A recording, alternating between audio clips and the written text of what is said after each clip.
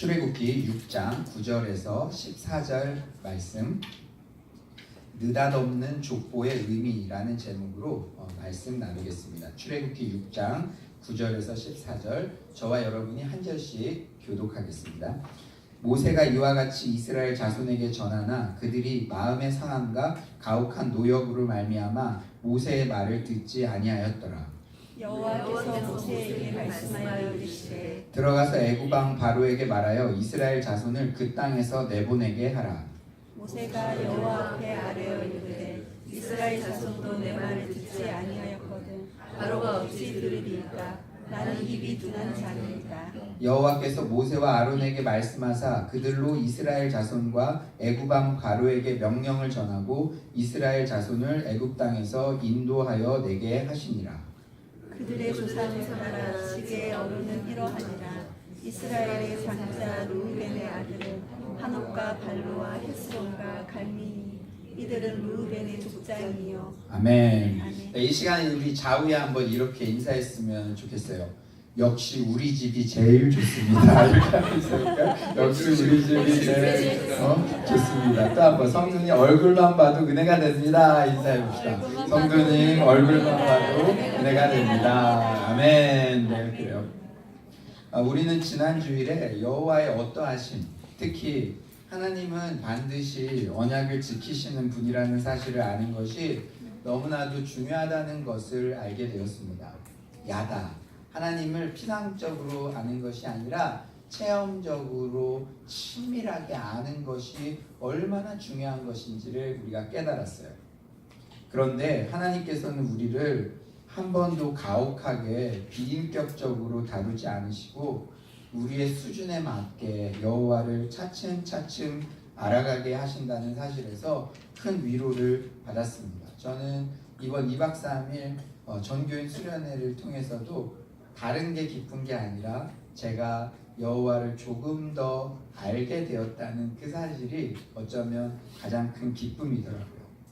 또한 출애굽의 목적은 너희는 내 백성이 되고 나는 너희의 하나님이 되는 것, 즉 하나님 나라의 확장에 있다는 것을 깨닫게 되었습니다. 그런데 여러분, 오늘 본문의 스토리는 어떻게 전개가 됩니까? 우리가 한번 모세라고 한번 생각해 봅시다. 지난주에 어떤 내용이었죠? 하나님께서는 모세에게 장차 일어날 모든 일을 다 아시고 이를 모세에게 계시해 주셨고요. 마음의 확신을 주고 계세요. 그리고 언약을 지키시는 여호와 하나님, 출애굽을 통해 너희로 내 백성을 삼고 나는 너희 하나님이 되고자 하시는 하나님의 목적 또한 모세가 분명히 알게 되었습니다.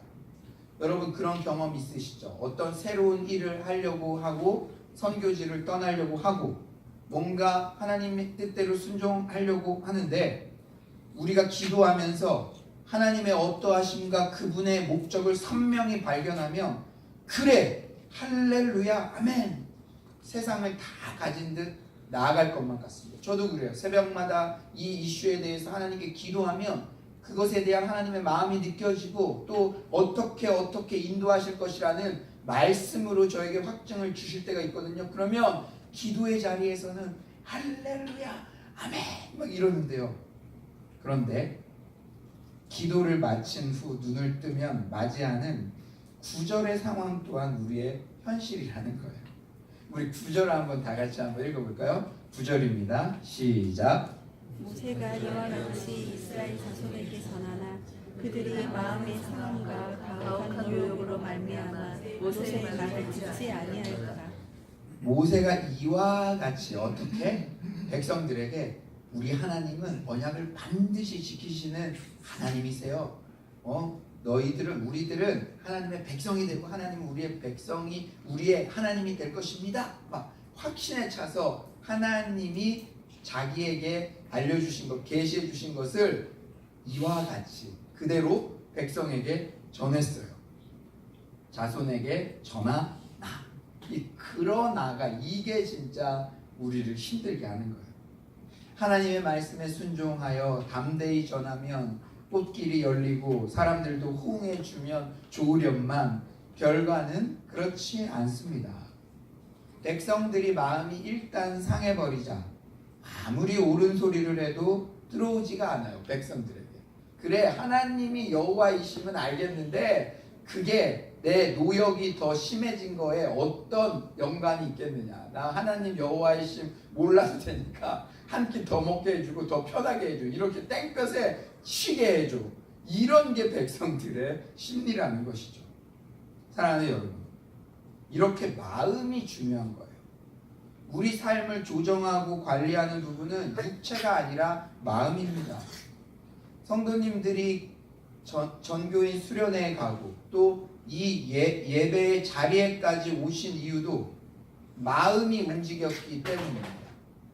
저는요 오늘 너무 감동스러운 게 감격스러운 게 어제 제가 그 수련회 장소에 도착하자마자 원래는 그 수련회 장소에서 이 예배를 드리려고 했는데 제 마음 가운데 한 영혼에 대한 마음이 있었어요.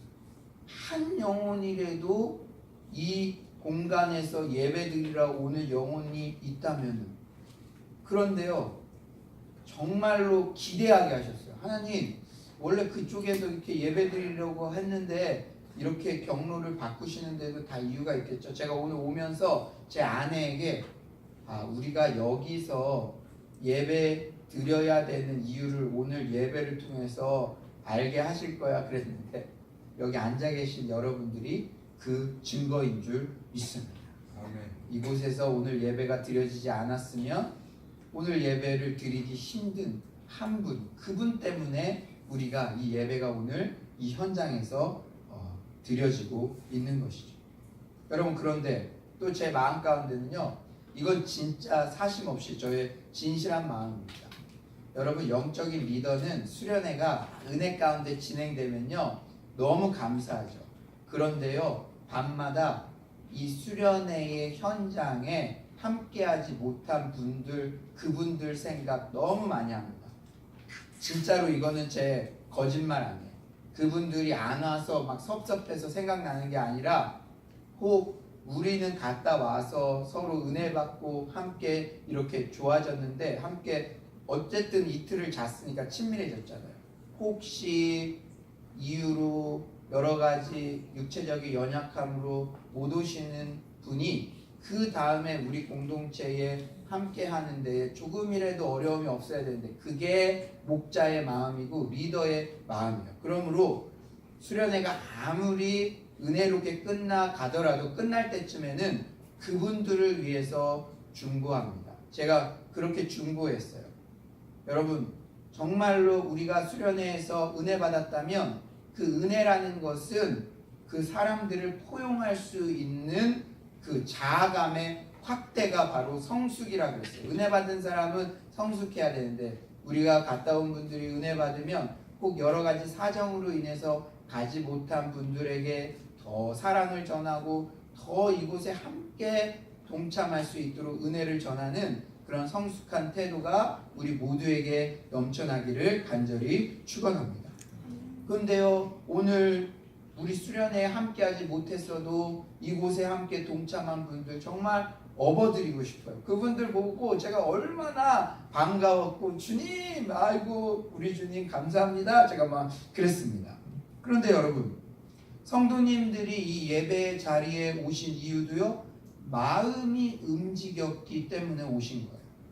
아무리 육체가 연약해도 마음이 이끌면 예배의 자리로 올 수 있지만 아무리 육체가 건강해도 마음이 나태해지면 이 자리에 올 수가 없습니다. 그러므로 인간의 마음은 인간 시스템의 심장부 곧 존재의 핵이에요. 성경에서도 마음을 모든 감정의 중심지, 사고와 이해의 중심지, 의지의 중심지, 하나님을 향하여 가는 종교적 중심지로 설명합니다. 예수님께서 산상수훈에서 인간의 선악을 궁극적으로 마음의 문제로 가르치시는 것도 그 때문입니다. 개인의 삶뿐만 아니라 현대 세계의 기근과 전쟁 등도 전적으로 인간 마음의 선택의 결과예요. 김정은 같은 지도자의 잘못된 마음의 선택으로 핵전쟁이 일어날 수도 있고 북한 주민들을 기근과 굶주림의 도탄에 빠지게 할 수도 있습니다. 그러므로 우리가 김정은, 트럼프, 시진핑, 아베 세계 열강의 지도자들을 위해 기도할 때도 그들의 마음을 위해서 기도해야 됩니다. 여러분, 우리가 외국 사람들이 우리 대한민국 사람들 보면요, 참 대담하다 그러는데요. 이 30대의 지도자, 여기서도 차 타고 가면 2시간 남짓 걸리면 갈 수 있는 그곳에 30대의 김정은이 핵단추를 가지고 있는데도 이렇게 평화롭게 살아가는 우리나라 사람들 보면요, 믿음이 좋은 건지 아니면 간이 배 밖으로 나는지 외국 사람들이 놀래요. 근데 진짜 그런 거예요. 그가 마음을 잘못 먹으면요, 어떻게 됩니까? 누를 수 있다는 거예요.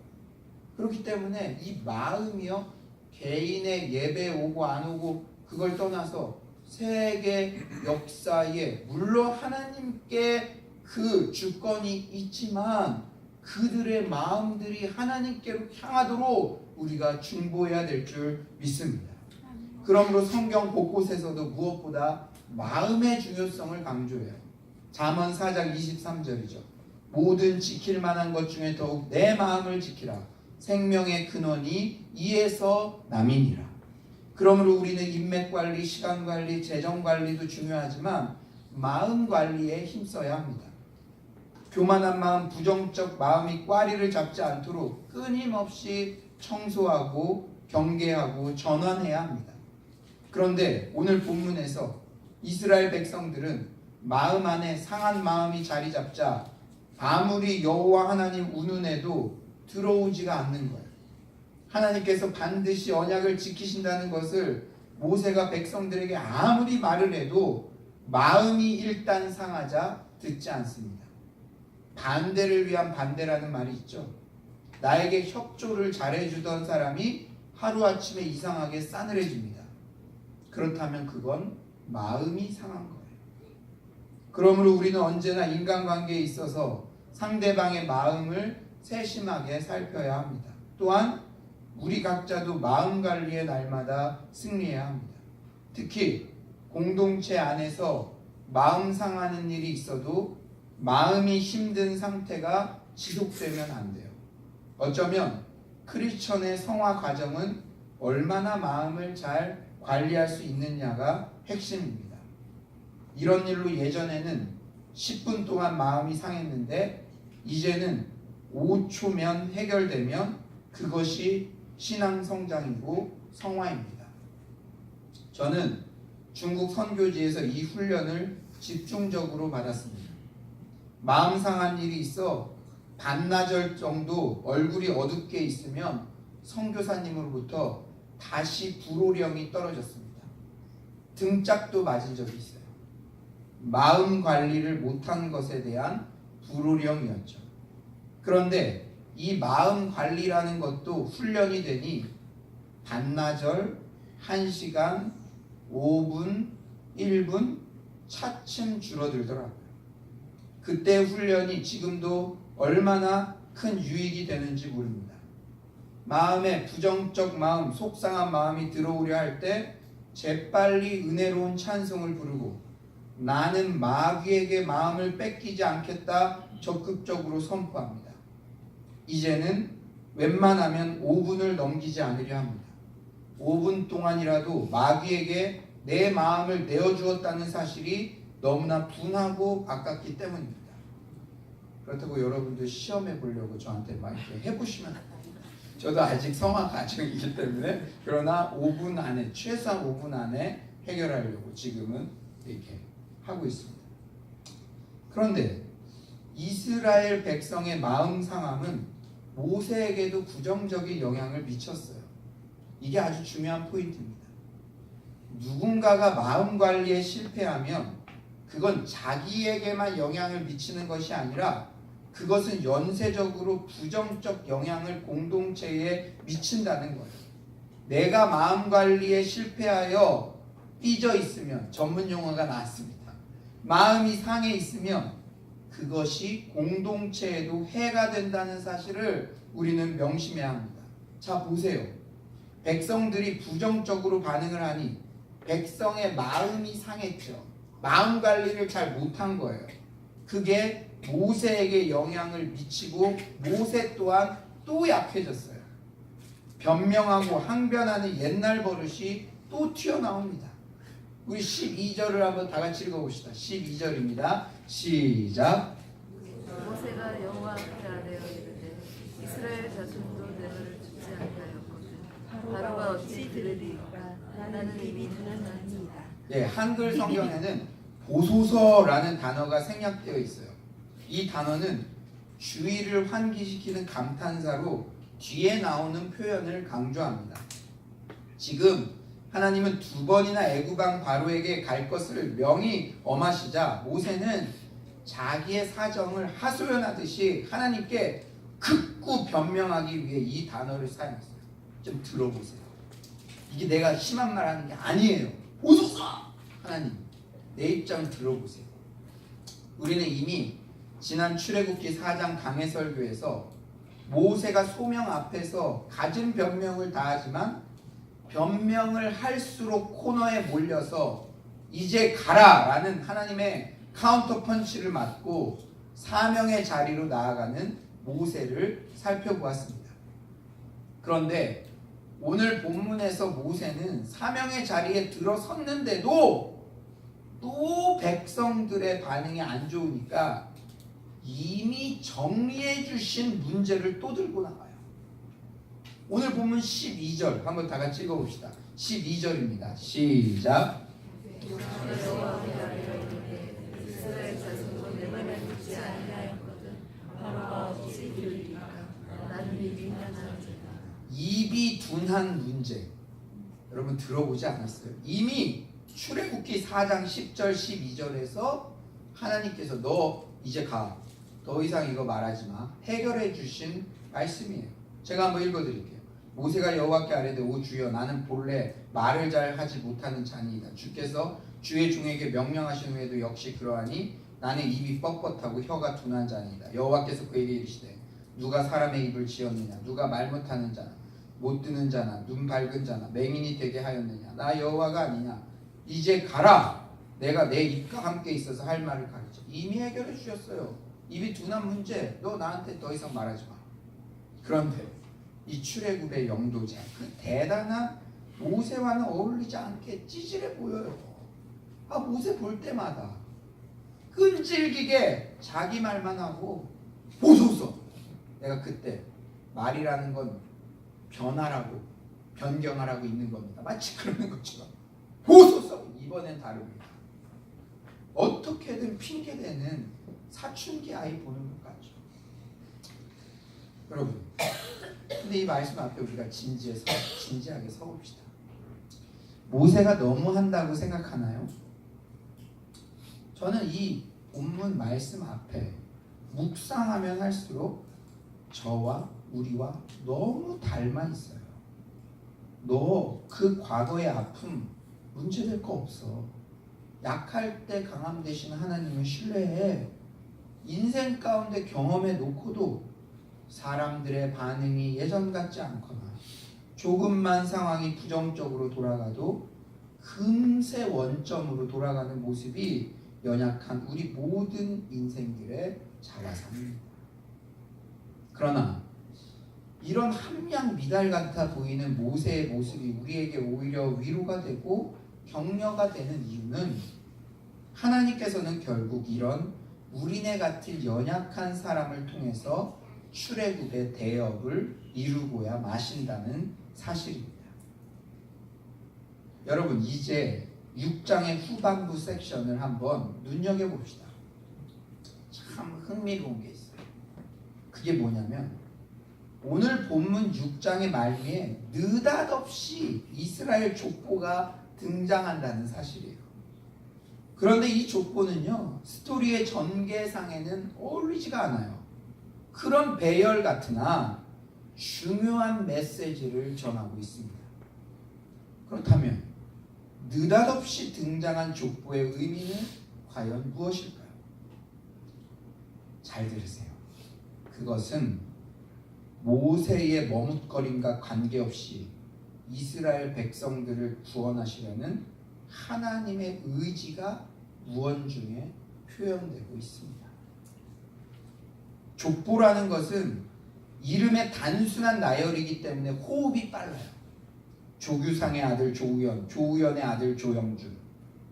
물론 이름과 새로운 이름 사이의 등장, 그 행간에는 수많은 희로애락이 함축되어 있겠지만 족보의 이름을 단숨에 읽어가다 보면 남는 분은 하나님밖에 없습니다.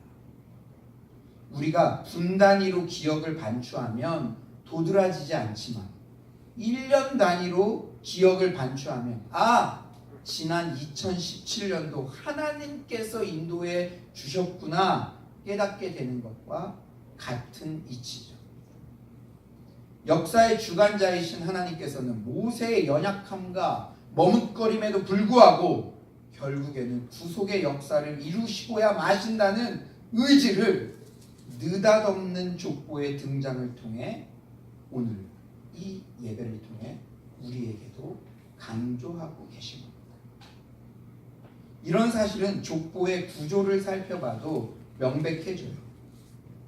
이 족보는 12지파의 맞이인 루벤으로부터 시작하여 시므온, 레위 가문 순으로 소개되고 있지만 사실 이 족보의 중심은 레위 지파, 그 중에서도 아론이에요. 중요한 게 아론이에요. 물론 모세의 이름도 언급되고 있지만 모세 이름 나온 거 그걸로 끝이에요. 모세는 마치 부차적인 인물로 보일 정도예요. 이렇게 모세가 중심 인물로 소개되지 않은 이유도 해방과 구원의 주도권이 오직 하나님께 있다는 사실을 보여주기 위함입니다. 그렇습니다. 여러분, 수련회 은혜 받았죠? 아이고. 한 번 더 갈까요? 은혜 받고 나면 구름 위를 걷던가요? 어쩌면 우리 공동체에 더 기도할 것들이 드러날 수도 있어요. 오늘 이미 여기 오시기까지 주차장에서 받은 은혜를 쏟으신 분도 있을 거고, 오늘 이 주일 예배 때 마음 관리에 대한 말씀을 드렸는데 지금 마음이 분도 분명히 계실 거예요. 그러나 사람은 넘어서고 일어서기를 반복하지만 하나님은 뜻하신 바를 기엽고 이루시는 분이신 줄 믿습니다. 그렇기에 우리는 자주 넘어지더라도 결코 낙심하지 말고 시선을 하나님께 고정하시기 바랍니다. 이제 말씀을 정리하겠습니다. 우리 하나님은 언약을 반드시 지키시는 여호와 하나님이십니다. 나는 너희의 하나님이 되고 너희는 내 백성이 된다는 출애굽의 목적은 구속사 전 과정의 목적이며 주의 재림의 날까지 하나님 나라의 시련은 계속되고 있습니다. 혹 사람들이 마음상에서 듣지 않고 사람들의 반응 때문에 자신 없어지고 내 자신의 연약함이 불쑥불쑥 올라오더라도 마음 관리에 승리합시다. 여러분, 저는 여러분의 등짝을 때릴 수는 없잖아요. 여러분, 지난달까지 반나절 동안 어두운 얼굴 유지했다면 이번 달에는 1시간에 한번 도전해 보세요. 여러분, 아깝지 않아요? 우리가 한 번 사는 인생인데 왜 1분 1초라도 마귀가 내 마음을 주장하게 내버려줍니다. 저는요, 그게 아깝더라고요. 나중에 내가 30초라도 뺏겼다. 올해는요 1분에 도전하고 싶어요. 어떤 내 마음을 흔들리는 게 있어도 1분 아니면 찬양하라 내 영혼아, 그 찬양 부르면 딱 끝나. 야 마귀야, 네가 나를 잘못 봤다. 내가 아직도 웃음냐? 너 사람 잘못 찾아왔어. 한 길로 찾아왔다 7길로 도망가는 역사가 일어날 줄 믿습니다. 아멘. 마음 관리에 승리합시다. 그리고 출애굽기 6장에 느닷없이 등장하는 족보의 교훈을 잊지 맙시다. 우리는 비록 연약하고 넘어질지라도 하나님은 우리를 사용하셔서 그 뜻하신 구속의 역사를 반드시 이루어 가십니다. 우리 서울로 공동체가 연약한 모습이 있을지라도 기도로 세워진 이 교회, 하나님께서 주신 비전은 하나님의 열심으로 반드시 이루시는 줄 믿습니다. 아멘. 출애굽의 주체는 바로도 이스라엘 백성도 모세도 아닌 오직 여호와 하나님이십니다. 전교인 수련회를 마치고 이제 세상으로 나아가는 이때 네가 하냐 내가 하지라는 하나님의 음성이 다시 한번 마음에 선명히 새겨지시기를 간절히 축원합니다.